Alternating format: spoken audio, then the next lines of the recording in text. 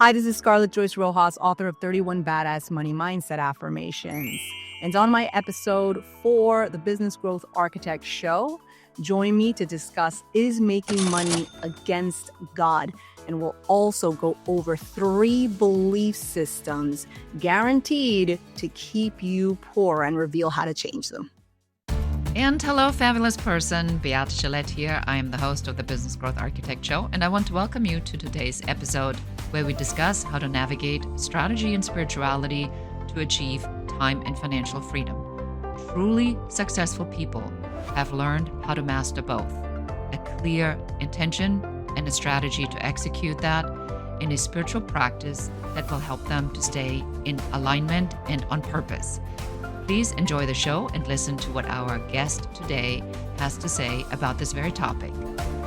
Hello and welcome back. This is your host, Beate Gillette, on the Business Growth Architect Show. And today I'm talking to Scarlette Joyce Rojas. So today we're going to talk about something I believe is imperative for most of our listeners. Yeah. Very imperative to you is money mindset. And around all the BS that's being said about money and how money is good or bad and all the biases that are given to money. And I'm so excited, Scarlett, that you are taking on this hot button topic. So welcome to the show. Thank you. I'm really happy to be here. And this is exciting. I love talking about this. 2 big things that are important to me, money and spirituality. Exactly. Wonderful. So for somebody who has never heard of you before, will you tell them who you are, what you do, and what do you solve for your clients? So I'm Scarlette Joyce Rojas, and I am an author of 31 Badass Money Mindset Affirmations and owner of a financial advisory firm, Money Mindset Wealth Management. And so the biggest thing that I solve for my clients is to see what subconscious belief systems are holding them back from building wealth. And so I've really drilled it down to 3 things, which we're going to jump into. Yes, exactly. That's going to be our strategy. Before we go and help everybody to resolve these money issues, I want to talk about where does this even all come from? Yeah. Right? I mean, from my perspective, just being the good girl, I think it was okay for my dad to make money, but the view of women that made money was already very different because it was out of the conservative idea that a woman is at home doing all of this. I don't think we're really quite there anymore. But is it that these old money assumptions are hanging over specifically women's heads, or is it like everybody right now? What do you see? Where is the problem coming from? So it comes from our past experiences, right? It's the subconscious belief that no one pays attention to. And there is research that shows that 90% of what we do every single day is actually unconscious, right? We think we're being logical about it, but it's actually unconscious. So imagine the 7-year-old you making decisions such as what partner you're going to be with for the rest of your life, how you're going to run your business, how you're going to handle your money. And we don't realize that our subconscious belief systems are actually making these decisions for us. And they start off, when we're children, but we just don't realize it. So I think you have a very important point. The number, I believe, is really a 7. They said that most of the stuff of how we behave and what we do and think and the trauma is already there by the time we're 7. That's a really, really, really long time. I want to just throw some things at you and hear what you say about this or laugh out loud. So, is money against God? I would say no, it's not against God. Is the penny of the poor worth more than the dollar of the rich? Not necessarily, but we can dive into that. We'll definitely dive into that. And as you have said, is it easier to get a camel through the needle versus it is for a rich person to go into the heavenly kingdom? True or false? Yes, that is true. That's what Jesus said, and we can dive into that. The thing is that I think that a lot of religious belief and a lot of biblical scripture has been used inappropriately or has been just taken little pieces of it and then used kind of against us, right? And if you actually take the time to open the Bible and read these verses in context, you will actually find that God is a God of abundance. Like God wants us to have money. God wants us to succeed. And so that's where we go wrong. I think we go wrong because we base what our beliefs around money and our beliefs about ourselves and our beliefs around religion from people that we've heard versus opening the actual book. Why do people take this out of context? I mean, I'm originally from Germany and I'm raised Catholic. Mhm. And I think the Catholic Church hasn't really figured out quite well that people are really controlled by a lot of this giving to the church. And then because church is closest to the God, Mhm. then we need them and we need to give them the money to buy us favor with God, which I do not believe is correct. I believe that we have access to God, universe, spirit, energy, whatever you want to call it, because it's really a one-on-one relationship. I don't need a priest from any particular denomination to go out and call in favors for me by giving them money. I can just go and ask directly. Why do you think these issues around money sit so deep? Is it because we're looking at centuries and centuries of control, that this is what controls people? What is it that connected money to spirituality? Because it really is supposed to not have anything to do one with the other, or does it? Yes, we can look at history and we can say, okay, at what point did money begin to be controlled by spirituality, right? But I think a better way of seeing it is let's look at now, right? Let's look at how in your life you are allowing spirituality to control money or vice versa, right? And so that's one of the pillars, right? The belief systems that can hold you back from building wealth is there's three of them. There's what you believe about yourself, what you believe about money, and what you believe about the world, right? So those three things. And when we look at what we believe about the world, that in there includes what do we believe about God? Do we believe that the world is against us or for us? Do we believe God is against us or for us? And so that's where we have to tackle now. But I think what has happened is that we have not been able to pull apart truth from trauma. Okay. So we have most of us have heard a lot of the stories that have the Catholic Church, right? Priests molesting children, right? Oh, so the church is evil now, right? Okay. Is the church evil or is the person evil?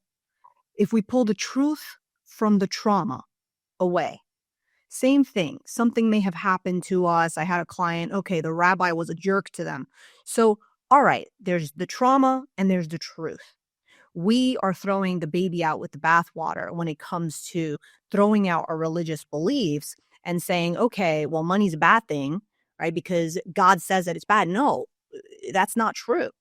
So we need to begin to start now pulling truth out from what our traumatic experiences have been in our past. That's a really powerful way to look at it. Separation of fact and fiction.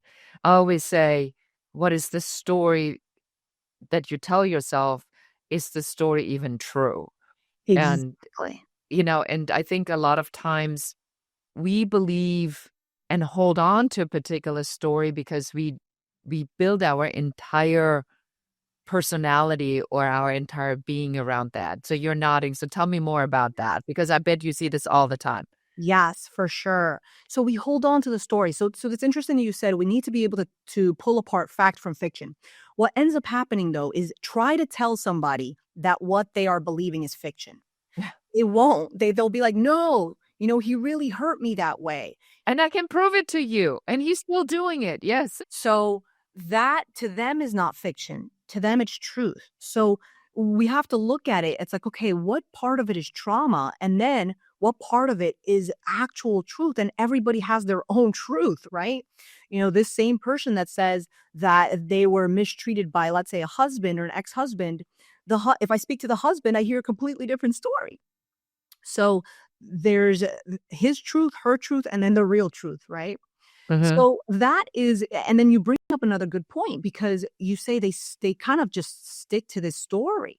And they do. They hang on to the story, and then it becomes a victim mindset. It becomes something that they begin to define themselves by. And so I'll give you a perfect example with myself. I was a single mom, right? I still am. I'm still a single mom. And I started noticing that I was actually relying on that story. Oh, poor me. I'm a single mom. And there was one time, I forget what had happened, but I said, "Oh, well, don't they know I'm a single mom?" And I realized, oh my gosh, I am feeding into a victim mentality and using this piece of my story to create a victim. And so as long as we are in victim mode, we're not going to succeed. We need to let that go. Yes, I had this deep spiritual journey, and there was this point in this journey where I realized that my abuse was true, right? It was worse than I remembered, and I was in shock that I had remembered so much more than there was. And then there comes the point, and the facilitator says, "Well, what meaning do you give this?" Mhm. And I almost got mad. I was like, "What do you mean? What meaning do I give that? I mean, this is a fact. It's a reality. This is what happened. It was 10 times worse." And he's like, "Well, what meaning do you give this?"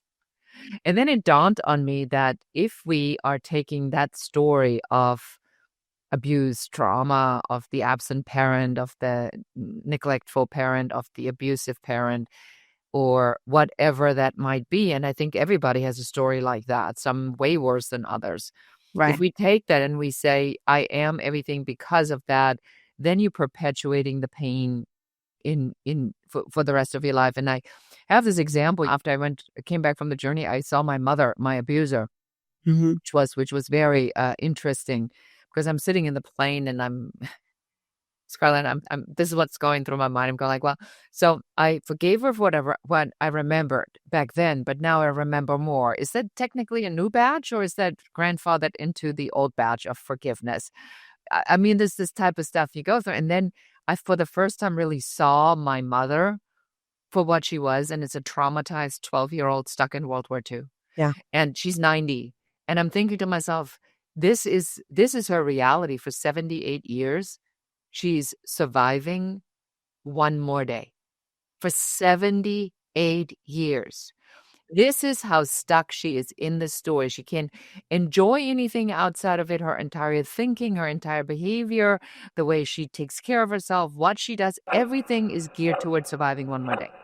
Not enjoyment, not joy, not experiences, not connecting with other people. It's about surviving one more day. Now, let's get back to what we're talking about. When people get stuck in their story, their mindset story, how does this show up? How do you know they're stuck in a mindset story? You hear, well, for me, when I speak to people, I listen to what they say and how they tell their story, right? So I'll ask them, tell me what's going on. Tell me your story, right? And so then I listen for how they put that on the table, right? So are they in this thought process that, oh, I cannot change because this happened to me, or because this happened to me, I am here. Okay, so you are here, so now what can we do to move you forward? And then the person begins kind of saying, okay, these are all the excuses. This is why I cannot move forward, right? Let's let that go. Are you ready to move forward? And that's where you can begin noticing, are you still in that victim mindset? And do you want to move forward? Or do you just want to hold on to that part of you, right? And we see that also in the Bible, right? In the story where Jesus asks the man that's crippled and he says, "Do you want to get up?" Because the man starts giving him all of these excuses as to why he cannot. And then he says, "Get up." Right? So that's how you can you could tell when you speak to somebody, and with yourself too. Also ask yourself, look around you. Is this where I want to be? Is this what I want from my life? And if the answer to that is no, then what do you want from your life? And why have you not gotten there? Ask yourself Well, that. And the moment that you begin, you try to answer that, listen to your answers. like from a neutral perspective, or do that with a friend, do that with a business coach, right? Do that with somebody that can call you out on like, okay, these are the reasons, right? I love that. I love that so much. The question is so simple. It's like, do you like being where you are? Mm-hmm. And if that's a yes, by all means, don't change anything. Mm-hmm. But if the question is, do you like where you are at? And my answer is no. Mm-hmm. Now I have a very distinct, different pattern ahead of me because that means I must change something in order to get a different result. Scarlett, we now went through some of the storytelling and the arriving at the critical intersection. And the critical intersection is now I have awareness that the story that I tell myself of why I am where I am is the exact reason why I am where I am, because I believe that that story is true. Now I'm not making enough money. My business is not making enough money. How do I get out of that? How do you help me to figure out what I need to do now to break this old behavior pattern? Because if I knew how to do it, I would have done it already. Mm-hmm. Yeah. So then people get stuck in logical loops, right? So they're doing the things that they're supposed to be doing logically, but they don't realize that something is holding them back and it's subconscious. So we can begin looking at what of those three things? Is it what you think about yourself or what you believe about yourself, what you believe about the world, or what you believe about money? And one quick way of doing that is to begin to notice the things that you say to yourself. When you get angry, what thoughts come into your head? When you are frustrated, what thoughts come into your head? When you look in the mirror, what thoughts do you say? What do you say to yourself during the day? We tend to not notice these things because they're actually already built into our brain, right? They're neural pathways that we use every single day and we've been using for decades. So in order to change that thought pattern, then we need to begin to say different things to ourselves. But first we have to catch what it is that we are thinking and believing about ourselves, money, and the world. I think that's really, really good. Let's go maybe through an example and say, what's this really look like? So let's say I'm a business owner Hmm. and I've been working really hard on this, but I'm not making significant amounts of money. I pay my bills, I'm okay, but this is really not what I set out to be in business for myself. I wanted a lot more. So now it's the end of the year. Everybody else is talking about their distributions and their Roth IRAs and putting money away tax free, and I don't have any money to put away because I didn't make enough money. So I might be thinking something along the lines, or I'm a loser, or I just suck at being a business owner, or this is really terrible. I'm embarrassed. I don't really want to talk about money. I want to hide. I set out to do all these great things, and look at me. Here's the reality of what I really am at. What do I do now that I'm in this pattern? Or I might be thinking, the election, the recession, the economy, Hmm. the pharmaceutical company, the conspiracy, the whatever. It's my parents' fault because they had problems with money, so I'm having problems with money. So I have all these excuses. How do I get out of it? Okay, so number one, right, is understanding that piece of it. And you named two things. It's what you feel about yourself was your first example, right? I'm a loser. I've never been very good with businesses, and then you begin thinking my mom had a business or my dad had a business and that failed. Okay. So that's what you believe about yourself. That is the core belief that we need to now check to see what you believe about yourself, why, and then root it out. Okay. We'll get to that in a little bit.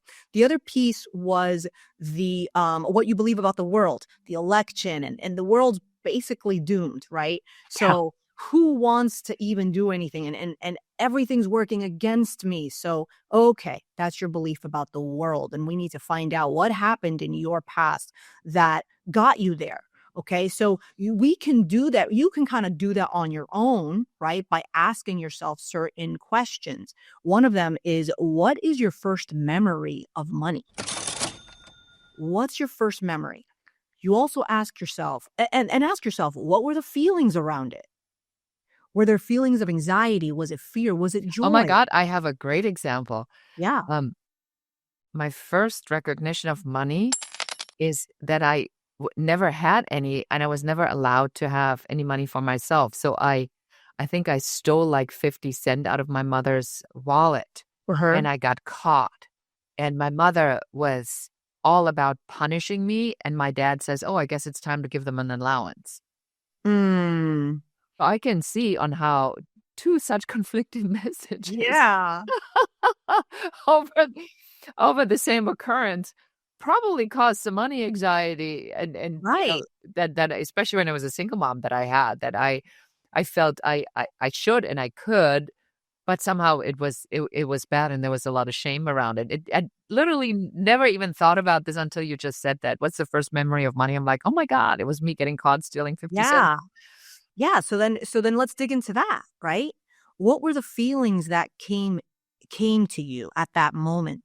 Try to remember, what were you feeling? Mostly shame, just shame. Shame that I did that, and that I wanted something, and then the whole religious belief that came in, that I wanted something even though I wasn't supposed to want anything, because I already had everything, because my hardworking parents put a roof over my head and food on the table. So what else could I possibly want? So Were was this stripping me, especially for my mother. My father was not like that.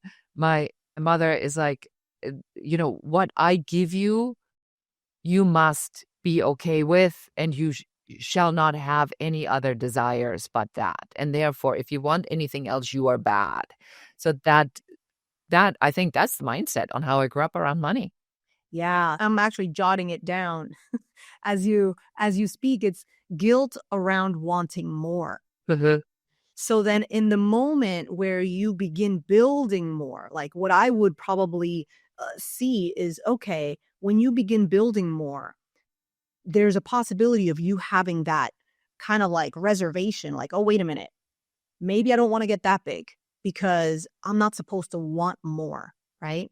And the wanting more then digs into what you believe about yourself. Are you not enough to have more? Do you not deserve more? Why did my mom not want me to have more or ask for more? Is it because the world can't give me more, or is it because I don't deserve more?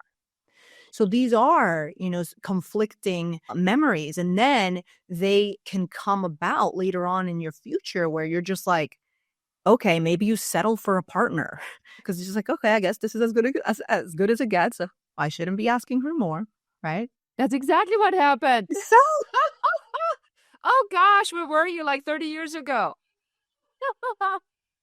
That's exactly what happened.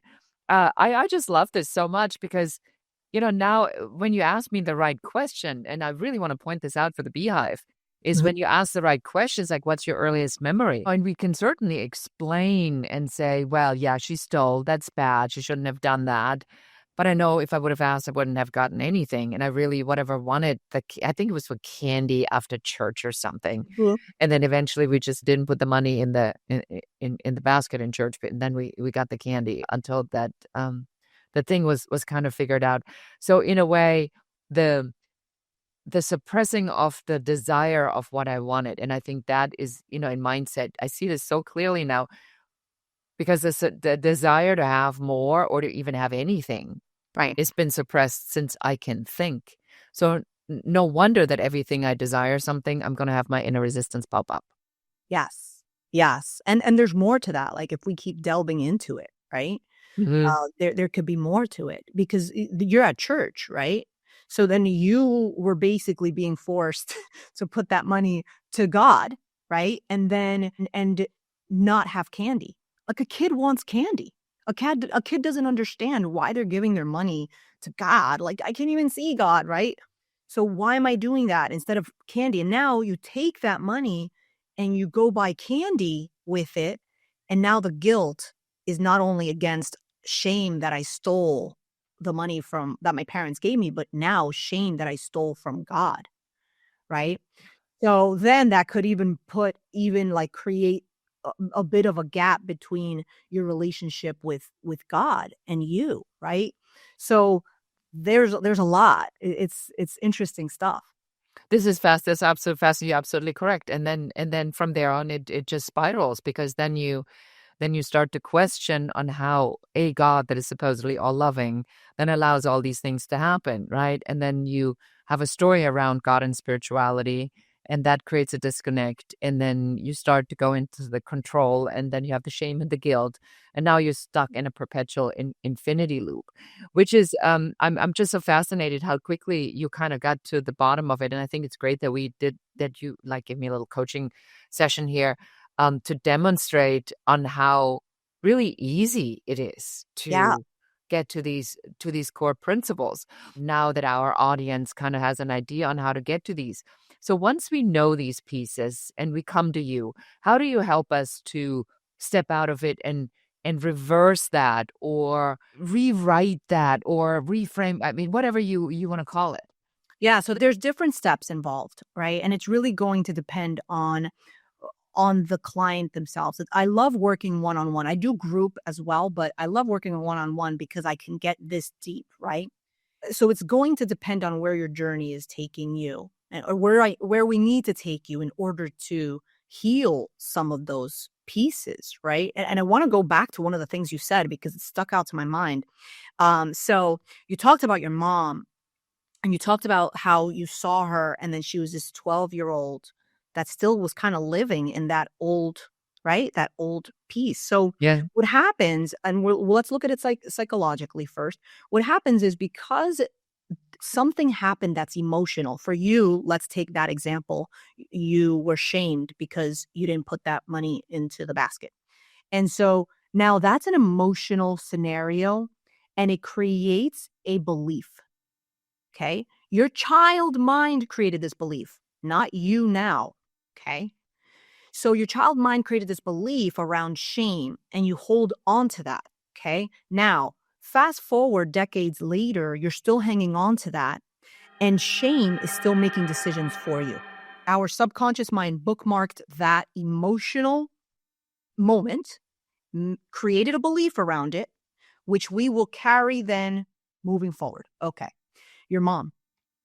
Your mom, in her child mind, must have made some type of decision in some traumatic experience, and trauma ranges, right, Hmm. for different people. So in a traumatic experience, she must have made some type of decision that now makes her act the way she does. So now we have you, right? And you were, how old were you when that happened with the basket? Maybe 10. 10? Okay. Yeah. So we have 10-year-old you and we have 12-year-old her. And we think that we're dealing with like a grown up, like mom. Okay. No, because you're not dealing with a 90-year-old mom or 70-year-old mom. You're dealing with a 12-year-old. Right. And then whoever comes across you is dealing with a 10-year-old, right? But also another piece to it is the forgiveness. That's the hardest piece. And I recently had to kind of look at certain things in my life and realized that the weight of someone's sin against us, Hmm. plus the weight of my sorrow around it, is just too heavy of a burden. And that's why forgiveness is such a big part of spirituality, it's such a big part of the Bible, and it's such a big part of psychology too, right? In both those worlds, forgiveness is a big piece. So coming to this idea of, all right, well, understanding what happened in the past and then taking the step to now understand what needs to be forgiven and who needs to be forgiven. And one of them might be you, yourself. Yeah, it's just really fascinating. As you're talking about this, I'm checking what my response to it is. And I think this is really my mother's story, Mhm. is that because she had to be an adult to a mother that was completely incapable of taking care of anything. And so she had to become an adult when she was 12 years old and her father died, and make money and do all these hardcore decisions. And I think that in a way she's punished everybody around her ever since, because she had to go through that. And it was so difficult for her and she could not stand up against her mother until her mother died in 93. But she could certainly stand up against her own children for wanting something that she didn't get, and that she felt that because we didn't deserve that either. And I'm sure this wasn't conscious. I'm sure this was all subconscious. So one thing I want to just talk about before we start to wrap this up, I think that's really also important to understand the forgiveness part. So forgiveness, when I went through my spiritual journey, what I really enjoyed is that they said, you forgive when you're ready, but that's not what we worried about first. What we worried about is your healing and your inner child work, and to make sure that you now go back to that child that obviously I was the only kid that didn't get any money to buy anything. My mother would buy my clothes. We had to eat the cookies that she bought because we couldn't go and get our own. I mean, it was like so freaking controlling. And I guess I just rebelled against that. But is it imperative to forgive, or is forgiveness the end result of when you do the work? Sometimes I think people go like, well, I need to forgive them and I don't want to, or I'm not ready to forgive them. But isn't it that we need to do the work first and then forgive ourselves and come to terms with ourselves before we can forgive all this other stuff? Where are you with that? Good question. I think it's something that kind of happens. I think it could happen in tandem. I don't think there's a strategy necessarily around forgiveness. I think understanding what was done is the first step, and being in it, unfortunately, just going through the emotions. Because some people try to forgive, but it's almost like a forgiving by sweeping it under the rug. The dust is still under the rug, right? The scraps and garbage is still there, versus understanding this is what was done to me.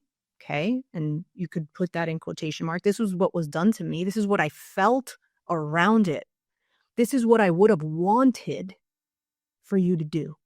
Right. But at the same time, once you go through that, this is what you did. This is what it made me feel. This is what I would have wanted. But now I understand, if I see it from your point of view, that, okay, ... right? And you see that from the other person's perspective as much as you can see it, right? That is the beginning of a healing. So imagine this, right? She has her own wound from when she was a child. And then the people that she meets, whether maybe it's your dad, or may have infected that wound even more with maybe certain things that they did that hurt her, right? And that wound becomes more and more and more infected. And so all of us are kind of walking around with infected wounds, and all we're doing is covering it with Band-Aids instead of opening the Band-Aid up and then healing truly what's inside there. And forgiveness is one of the biggest pieces that heals what is in that wound. So yeah, I like this. I like this a lot. I think you've given us a lot to think about today, examining mindset around money. And I think that's a great exercise, the earliest memory around money. What is that? And then the evaluation of how could this affect, or what is the probability that it's having an effect on how you're handling money right now. And I think the guilt and the shame is definitely something that I carry. And I'm even ashamed for that, because I made millions in an exit, and I still have guilt and shame around wanting more. And I didn't really knew how to articulate this until we just spoke. So very, very powerful work that you do. Scarlett, for somebody who's now heard this and goes, well, if she can do that with B, then what can she do with me? Where do we send them? You can go to my website, moneymindsetadvisors.com. So you can find me also. I'm on LinkedIn. I'm on Instagram. Money Mindset Mommy is on Instagram. So you can just reach out, DM me, and either myself or one of my team members will get back to you. We're happy to. Yeah, I love that very much. All right. Well, thank you so much for being on the show today. It's been an absolute pleasure to connect with you. Thank you. And there you have it. So if there is a recurring story that's holding you back and you're not addressing that, then that story will just percolate and percolate until you're ready to resolve it. So go ahead, check out Scarlett and take some of the advice and check out some of the resources she has on her website. And until we see each other again next week, and goodbye. So appreciate you being here. Thank you so much for listening to the entire episode. Please subscribe to the podcast, give us a 5-star review, a comment, and share this episode with one more person so that you can help us help more people. Thank you again. Until next time. Goodbye.